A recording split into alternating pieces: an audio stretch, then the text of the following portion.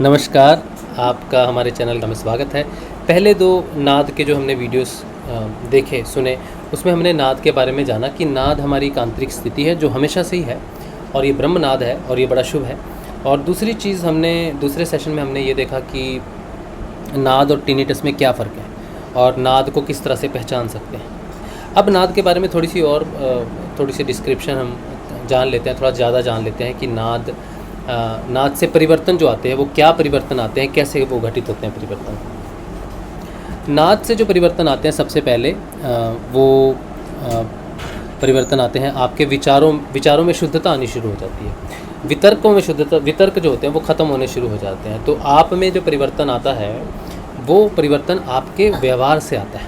आपका व्यवहार बदलना शुरू हो जाता है आपके अंदर। अब सबसे पहले जब आप नाद सुनते हैं या सुनाई देना शुरू करता है, क्योंकि ये जो अनहद नाद है, ये जो जिस नाद की हम बात करते हैं, नाद ब्रह्म की हम बात करते हैं, ये नाद ब्रह्म को अनहद नाद कहते हैं क्योंकि जो ये सुनाई देना शुरू होता है तो ये आंतरिक स्थिति है। अगर आप ये जानते हैं कि आपके शरीर में 6 चक्र हैं और 7वां सहस्त्रार है, तो 6 चक्रों में जो नीचे के 3 चक्र होते हैं, मूलाधार चक्र, स्वादिष्ठान और मणिपुर चक्र, ये आपके भौतिक चक्र हैं, यानी कि संसारिक चक्र हैं। संसार में क्या काम करना है, क्या विचार रखना है और उस विचार और उस कर्म को करने के लिए जो आपकी फोर्स है, जो आपका स्वभाव है या जिस इच्छा शक्ति से आप काम करते हो, वो मणिपुर से आप डिसाइड करते हो। लेकिन अंदर की यात्रा जो शुरू होती है वो हृदय चक्र से शुरू होती है। हृदय चक्र एक तरह की पुली है। हृदय चक्र आपके भौतिक जीवन में भी बहुत कार्य करता है और आध्यात्मिक जीवन में भी आपका सहयोग करता है। तो हृदय चक्र एक पुली की तरह यूज़ होता है। तो जब आप आंतरिक हो जाते हैं या अंतर्मन हो जाते हैं या अंतर्मुखी हो जाते हैं या आप साधना में अपनी आत्मा की यात्रा शुरू करते हैं, तो वो हृदय चक्र से ही शुरू होती है, जिसे अनहत चक्र भी कहते हैं।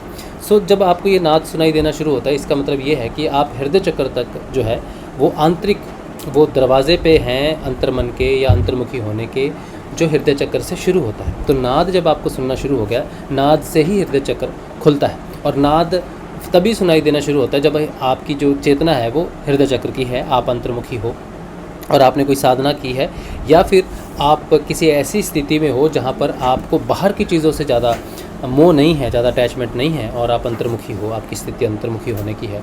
तो ऐसी स्थिति में आपको वो नाद सुनना शुरू होता है। चक्रों के हिसाब से हृदय चक्र जब खुलना शुरू होता है तो सबसे पहले वो आपके अंदर डर पैदा होता है। आपको बिना वजह मृत्यु का डर लगना शुरू हो जाएगा। आपको लगेगा मेरा प्रेशर बढ़ जाएगा या फिर मुझे ये बीमारी हो जाएगी या मुझे लाइलाज बीमारी हो जाएगी। तो मृत्यु भय बहुत ज़्यादा बढ़ जाता है हृदय चक्र में। ऐसे में नाद को आपको कॉन्टीन्यूसली सुनना चाहिए। अगर आप नाद को सुन रहे हैं, उससे आपके जो विचार हैं वो शांत होने शुरू हो जाएंगे। ये जो भय पैदा हो रहा है आपके अंदर, डर पैदा हो रहा है, ये डर के विचार जो पैदा हो रहे हैं, ये डर के विचार इसीलिए पैदा होते हैं कि आप जो ये सृष्टि है, जो माया का जगत है, ये आपको अंतर्मुखी होने से रोकता है, ये आपको बांध के रखता है, ये आपका बंधन है माया का। तो माया कभी नहीं चाहती कि आप इससे छूट कर बच कर निकल जाओ और आपकी आत्मा जो है वो मुक्त हो जाए। तो आत्मा की जो सीट है या आत्मा जब जागृत होती है तो वो हृदय चक्र से ही जागृत होती है। जब ये हृदय चक्र जागृत होता है तो आपको आत्मिक ज्ञान की प्राप्ति होती है, क्योंकि यहीं पर ही आत्मा निवास करती है जो हमेशा सोई हुई रहती है। लोग बड़ी बड़ी ज़िंदगियाँ, लंबी लंबी ज़िंदगियाँ जीते हैं, जीवन में बहुत कुछ कमाते हैं, बहुत कुछ करते हैं, नाम, शोहरत, इज्जत सब कुछ कमाते हैं, लेकिन वो कभी आत्मिक ज्ञान की उनको प्राप्ति नहीं होती, क्योंकि आत्मा जागने से ही आत्मिक ज्ञान की प्राप्ति होती है।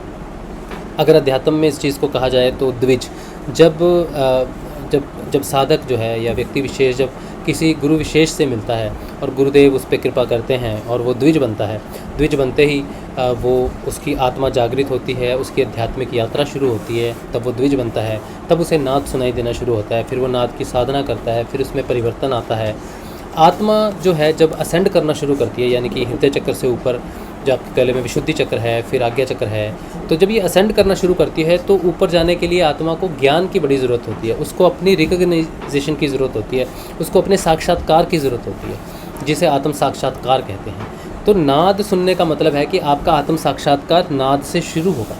लेकिन नाद आपने सुनना शुरू कर दिया और आपके जीवन में धन की वर्षा होनी शुरू हो जाएगी, ये सब बेकार की बातें हैं जो इंटरनेट पे है कि नाद सुनने से ये हो जाएगा या कुछ हो जाएगा। एक्चुअल में नाद आपको इन चीज़ों से मुक्त करता है, इन मोह के बंधनों से मुक्त करता है, इन विचारों से मुक्त करता है, इन डाइवर्सिफिकेशंस जो आपके जीवन में है कि ये है, वो है, ये पाना है, उससे वो मुक्त करता है और आत्मा की तरफ आपको लेके जाता है। आत्मा सारे बंधनों से मुक्त है, आत्मा निर्लिप्त है और आत्मा बिल्कुल प्योर है, तो वो आपको प्योरिटी की तरफ लेके जाना शुरू करता है नाद, और आत्मा को आइडेंटिफाई करना शुरू करता है, उसका साक्षात्कार होना शुरू होता है, जिसे आत्म साक्षात्कार कहते हैं।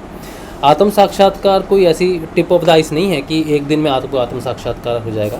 ये यात्रा है जो हृदय चक्र से शुरू होती है। नाद उसका वाहन है जो आपको उस यात्रा पे लेके जाता है, और धीरे धीरे जो आप में परिवर्तन आता है वही परिवर्तन आपको निर्मल करता है, स्वच्छ करता है और आपको आगे लेके जाता है। तो आत्म साक्षात्कार जो है वो नाद से शुरू होता है।